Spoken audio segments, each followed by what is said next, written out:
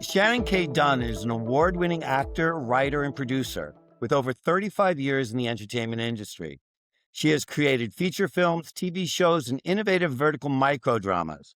From acting in classics like Back to School and guest starring in Married with Children to producing her own original content, Shannon is driven by creativity, collaboration, and the pursuit of compelling storytelling. So, in essence, she's the whole package. Well, I'd like to think so. Yeah, welcome to the show, Shannon. Thanks Thank so you. much for joining us. Well, thank you for having me. I appreciate it. Okay, well, I'm on this new journey myself and I'm learning so much about the industry. And it's so interesting to hear it directly from people like yourself that have really made a mark and have really done some terrific work and showcased their talents and skills also in a variety of ways, like you have too. So kudos, that's great. Thank you. I appreciate that. It's my pleasure. It's my pleasure to be able to say it. So I want to just start. It sounds like maybe in your early beginnings, you did stand up for a while, which I Mhm. have so much respect for. That ain't easy. Um, how did that help you in auditions, or what's the genesis of that? I've always been a funny kid, very sarcastic, and I always like to make people laugh. And someone once said to me, I think it was my mother at the time, actually, you need to go up on stage and get some of that out. So I love it. I started writing stuff down and I did a very first stand-up showcase, I guess you call it. I was like you first come, first serve, you sign up to do it. I was scared because it's not something that I'm used to doing. And so I went up and I did it and I looked at my mother, who was very prim and proper, mind you. Um, Yeah. used curse words here and there and I looked over at her and her face was just white as a ghost. Her jaw was on the floor and I ended up winning, I guess, the contest. I won first place and it was my first time doing it. And the gentleman who was running it said, you need to go to a bigger stage. You're funny. You got the rhythm and the timing and you can really do it. So I met, the Shore family, Missy Shore, Sandy Seashore, Polly Shore. They run the Comedy Store. And so I started performing in the belly room, which was one of the smaller stages. And immediately Mitzi, who was this little teeny tiny person, and she walked around with the cigarette. Hello, Shannon, you were really funny. I love it. And so it helped me when I would go on auditions to be able to just be myself and be funnier and relax and not worry about, oh, I have to be funny. I have to punch this line. And, Mm, once I started getting a rhythm on stand up, I started booking left and right. Like it was crazy. that's amazing. So because I'm so impressed with stand up because it's just you against the audience. There's Right. no other actors on stage with you, so you don't have that camaraderie and support. I do have a question though. Was your stand up, some comedians tell a story or they're a character through the thing, or were you hitting them with one liners? What was your take? My take was always about stories I love it. because I'm generally a storyteller. Right, right. Um, and so I would talk about my dating life at the time. I was set up on a blind date and that didn't go well. Rarely do. Rarely do. So I talked about that and I talked about at the time I was a smoker. I don't smoke anymore, yay me. But I talked about when you could smoke on airlines and I just made a huge big story about that and it really went over well. I didn't do a whole lot of individual like one-liners because that really wasn't my forte. However, Hmm. I did have a really rude gentleman in the audience at one point and he kept heckling me and yelling these obscenities and just horrible things. And I looked at him and I stopped in the middle of my story at one point and I said, you know what, sir? I was going to do my impression of an asshole, but you're doing such a great job. I don't need to. I And bet that the audience loved that. they did. And that really just brought them in and really wanted to support me, which was amazing. And I don't know how I came up with that, but I on the fly just came up with because I was getting really frustrated on Right, stage when he right, was yelling on this, shut up, you stupid bitch. Nobody wants right, to hear what you have to say. right, And it was just really frustrating and it was kind of bothering me. So I thought I need to address this. I'm not going to right. just let it go. I'm not going to be like Elsa, let it go. It's in your DNA, you gave it to him where it hurts. Good for Right. you. Thank you. So did your stand-up lead you to say, hey, I'm really a storyteller. Maybe I should be a writer. And how did that transition? Honestly, I've always been a writer since I Oh, was oh, I 10 see. years old. I've been writing stories and creating characters and writing just different. I would never say I was good at 10, of course, but Your mom would. yeah, right. But I came up with ideas and I just created these worlds. And I've always had this knack for writing, but my love has always been performing and making Hmm. people laugh. And also, doing dramatic stuff as an Cool. actor, but I, was always told you can't be an actor. You're too unattractive or you're too fat or you're too blonde and nobody looks like you. So we don't know what to do with you. And I had an agent at the time who just said, look, you're a writer, write your own role, write something Right. for yourself. I thought, well, that's really smart. And did you So do it? I did, of course. My first script I ever wrote by myself was called Dumped, and it was basically about relationships as they are ending. And in a 6 degrees of separation kind of way, it was like they were all connected, interconnected stories, kind of like Love Actually, but mine Hmm. was a progressive from A to Z, which then brought us back to A. And it was an interesting idea. And I wrote myself a small little role as Kathy, the overweight waitress.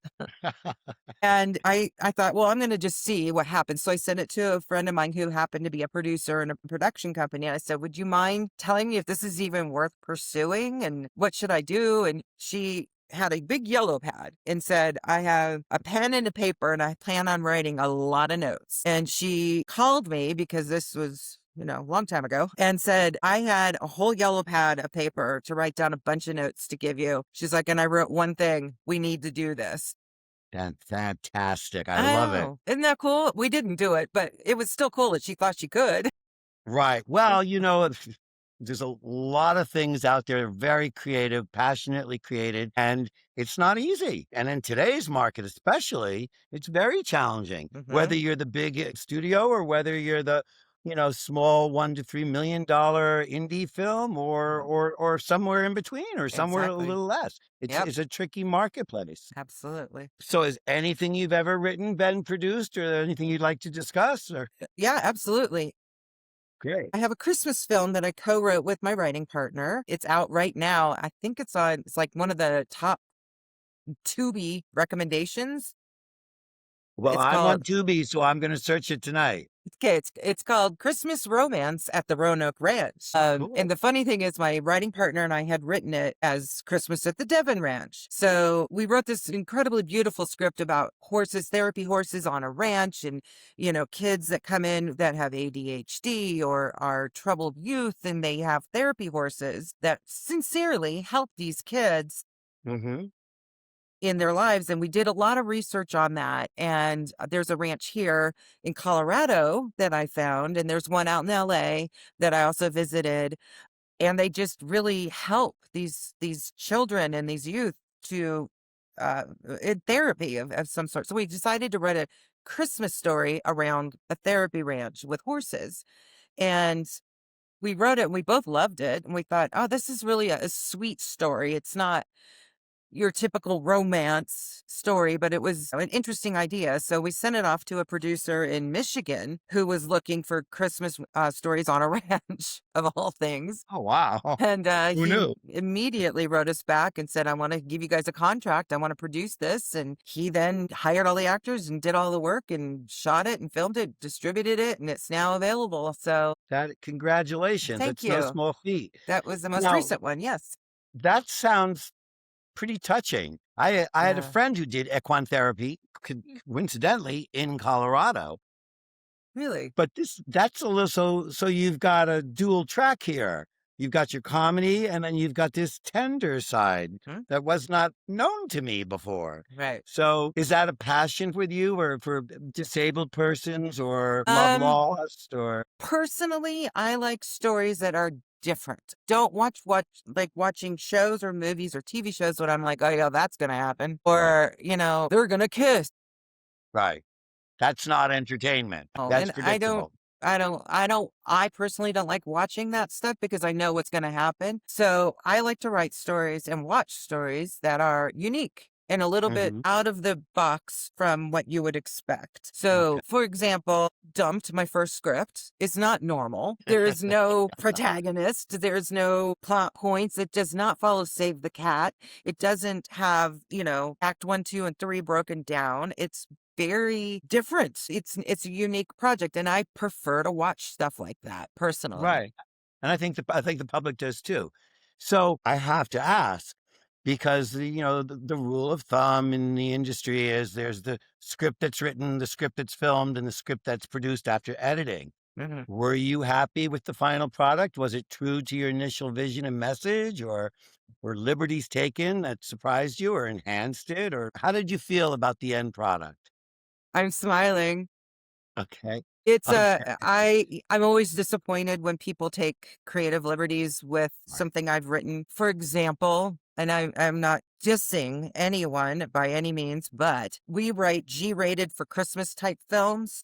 Right. Very G-rated and wholesome. I had a scene where the main character woman was in her flannel pajamas, covered head to toe in flannel pajamas, getting ready to go to sleep at 10 o'clock at night. And the love interest shows up at her door, knocks on the door to give her some news. And he looks at her and goes, "Nice jammies." They took that out because they said, "No, that's not going to resonate well with our G-rated viewers." I'm like, please give me a freaking break. But they Mm. did, and that kind of disappointed me. And Right. it's interesting when you write something in your head, you have all these characters and how they act and what they say and how they move in certain situations. And, producer takes it, gets the financing, does all their stuff. And, things happen. You lose Mm. locations or you lose the Right. light and you have to make last minute decisions. And I know this because I produce. You have to make do with what you are able to get done. Like the actor has Right. to catch a flight in the next one. You have to get his Right. scenes done.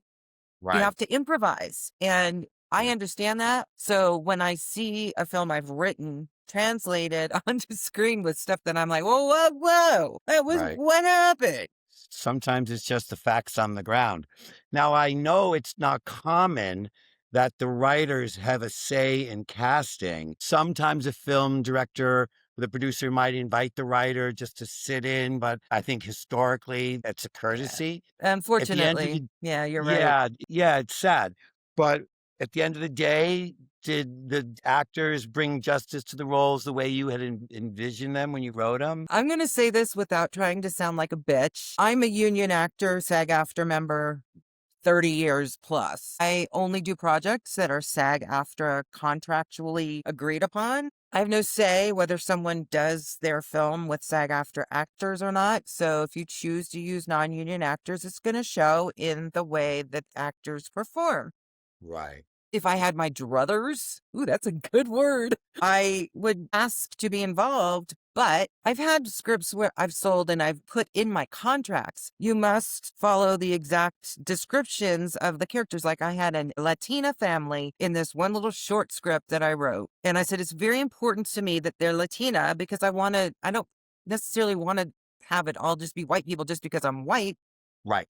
Right. And he, unfortunately, non-union and hired an actress who was blonde and blue-eyed and non-union and did not do very well. And I was Right. really upset about it because Right. I purposely wrote it to give Latina family and actors an opportunity to do something interesting and unique.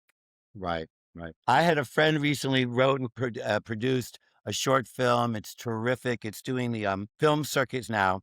And it's a love story. A widow meets a girl and he's able to fall in love again, blah, blah, blah. But he specifically wanted the girl to be not so attractive and the guy to be more attractive. So it wasn't just the sad guy falls in love with the beautiful girl. He Right, wanted that dynamic right. because he thought it made it more real. Hmm. And at the end of the day, because of the forces at work in the world, the actors became equally good looking. And while it's a great film and he's very happy with it, I know he felt like you did that part of the vision he had for the characters was how he wrote them and how they were to interact and how the audience was to interact with them. So I'm very, very sensitive to exactly what you're saying. So now, okay, so you were performing, and then you became an actress. Now you're writing these terrific scripts, very varied from comedy to touching and universal. Everyone loves a Christmas story. Has writing scripts impacted how you've auditioned when you get a role and you're given a script and you're asked to come in? Yeah, actually, it has. In fact, I have an audition later today that I have to do on camera. Reading the whole entire script for one little tiny scene that I need to audition for was an interesting. The script is incredible. It's a Excellent. futuristic dystopian type thing, and I don't usually get called in for stuff like that because I'm not the dystopian type of starving person that you would see. However, it's really cool that this writer or the writing team actually wrote this character, and she's described as a Kathy Bates but blonde from Misery type. And Yeah, so yeah. I'm going to rip off all my makeup and grease down my hair and dress down. But I read the character and I'm like, she could be almost like she's on drugs, or she could just be almost like she's psychotic. Right. So it's interesting to take the scripts and read the characters as the writer wrote them, and I know exactly what they were thinking when they wrote it, Mhm. and have to try to translate that as an actor for them. And Tend that's your to marching orders when you go into an audition. You marching always orders, say, read "I it. wanna get into Yep. the writer's head and write and perform it the way they wanted." You're not like, "I see a different take on it, and I can bring this character to life in a way they never even knew existed." Sometimes I can. It just depends on the character. Sometimes Right. it's just to move the story forward for, do you want more coffee? Or, I don't know where he is. Go over there, kind of thing. Or if it's more of an intense character who is a pivotal part of the whole story, I will Mhm. not, as a writer, as an actor, change any of the dialogue. Right, right, right.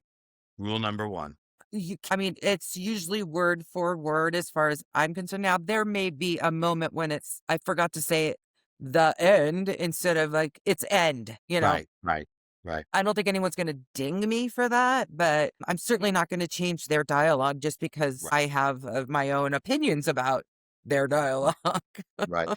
I started studying Stella Adler studio in Manhattan about 4 years ago, and one of the things they drive into us is stay in your lane.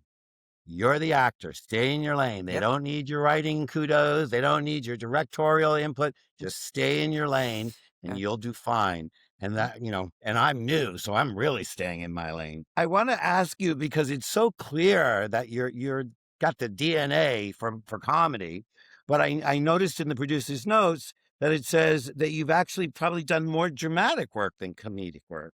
Can you believe it? What up with that? I have no idea. It's really Uh-huh. crazy. I'm an actor first. So if you show me a script page that says you need to cry on cue, I'll try it, but I'll do it. Uh-huh. I won't be very good at it. Sometimes I think personally, a crack in your voice is more impactful than actual tears. Right. Because few actors really give actual tears that are actually Oh, convincing. they have those drops, and I've seen No. them used. But yeah, it's very interesting that comedy is my forte and it's what I Mhm, love because, mhm. if I can make you laugh, I've done my job. Right. But honestly, the last couple films and TV shows I booked have been drama, which Right. is just shocking to me. Did you have a favorite dramatic role you can share? Something that you really just when it was over and you weren't performing her anymore, you missed her? Actually, the one I just did, I play Okay. a real bitch. Woohoo, surprise! She's a best-selling romance author, and she is a bitch if there ever was one, and I loved every minute of it. It sounds like fun. I had the best time. It was great, especially because I got to do and say things that I would normally never do, and I'd be like, "Oh my god, I'm so sorry," but I didn't get to do that, and I was like, "Yeah, whatever." I loved it. Now, I want to talk to you because this has also come up recently. Like you've worked on classics like Air Force One and these other big Hollywood mumbo jumbos, and then smaller indie projects. So, do you have a preference? Are you looking for one over the other, or do they each come with benefits and pros and cons? What's Uh-huh. your take? Yeah, Benefits are money. yeah. On the smaller indie projects, you don't get paid very much, if at all. Sometimes you have to do what they call deferred pay, which I'm happy to do if it's going to help you. Because, Hmm. 10 years down the line, you may get a $10 million film and say, hey, I'm going to call Shannon. She was so cool. And Right, because, I am. right. And this relationship, the business is about relationships. So you build them along the way. I try. Have you worked with one particular director more frequently than others, or is it always something new at the gate? That's a really interesting question. I have a few directors who have called me from previous roles that I did for them. Uh-huh. Unfortunately, either it was a timing thing or I was There's a already million things it could be. Sure. booked. Yeah, but I do get a lot of repeat customers. Excellent. We like that. Okay. Of course, we've gone over Uh, time because you're a talker and I'm sorry. a talker. Right. But I just want to ask you one more question because you're such a personable person. Can you share a moment when a creative partnership completely changed the trajectory of a project? Well, yeah, I have a producing partner woman friend who is also an actor. She is incredibly talented and beautiful. And we met on a film set Mhm. and we immediately clicked and bonded as actors. And we just immediately became friends. Every night after we finished filming, we would sit by the pool and just chat and talk. And at that time, I was a smoker, but I'm not anymore. Okay, okay. And we would chat and chat and chat. And our back histories were very similar. Like I took 10 years off from performing at all. I just took 10 years off to concentrate on writing. She took 10 years off to raise kids. Mhm. So, I mean, just our parallel Yeah, that's a lives. bond. Yeah, it's something you can bond about, you Exactly. know? And as she's not a writer, but she has produced in the past. She was married to a very, very famous producer at the time. Not going to say who it was because that's not my story to tell. But she and I became very, very good friends, and we just kept chatting and saying, "I really want to work with you as an actor again," because our scenes were just electric, and Mhm. our ability to just kind of connect with each other just really showed on screen, Right. even though we had Yes, just met. the camera And reads you. Absolutely. absolutely. It was very true. And you could say, Mhm. oh, that looks like they've known each other forever. So Right, we right. became friendly and we became closer and we started talking more. And I said, look, I'm writing this vertical microdrama because it's the newest and most innovative thing. And it's going to be easy to film. You film it vertically instead of horizontally. I'm going to write it for us. You're my ex best friend and you show up at my house. And I'm like, what the fuck are you doing here? Uh, Okay. and she's like, And "Oh she my loved it. god, I love it." So we I can we see that formed a coming. company together and started producing it, and we realized her strengths are my weaknesses, but my strengths are Yeah, her weaknesses, and it yeah, just worked, and that's it the totally synergy. changed That's everything. fantastic. Yeah. Okay, so, we were way over time, I'm but I'm so loving sorry. speaking to you. No, no, it's my fault.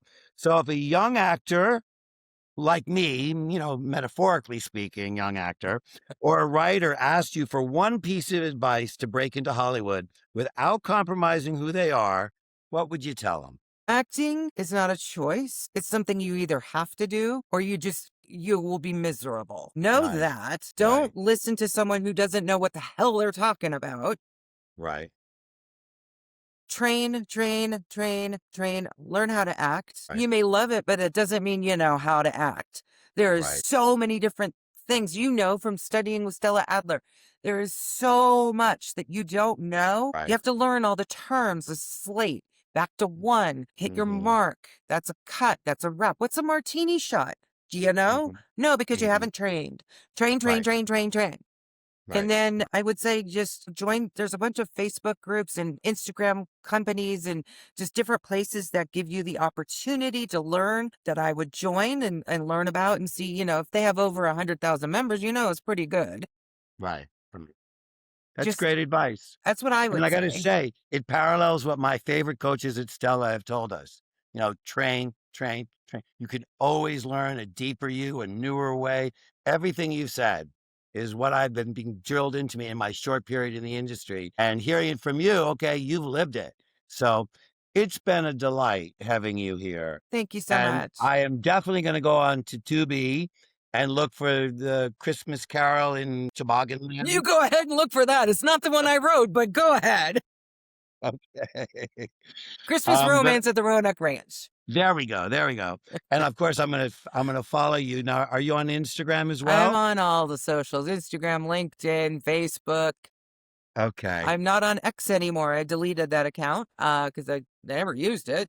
I agree. But yeah, I'm pretty much on the two main ones, and I don't do TikTok. Me either. Why? I mean, I I don't do yeah, that. I And think nobody wants to that's see someone like me on TikTok. Come on. no, I don't know about that, but I think there's only I feel like you can't teach an old dog new tricks, and TikTok is just too new for me. So, and there are plenty of other viable and user-friendly platforms that we can use. Oh, Shannon, yeah. you're a delight. Oh, I'm thank so you. appreciative you agreed to take this interview, I'm happy to and do I it. wish you all the best. Oh, thank you so much. And to you as well. Thank you so Thank you so much. much.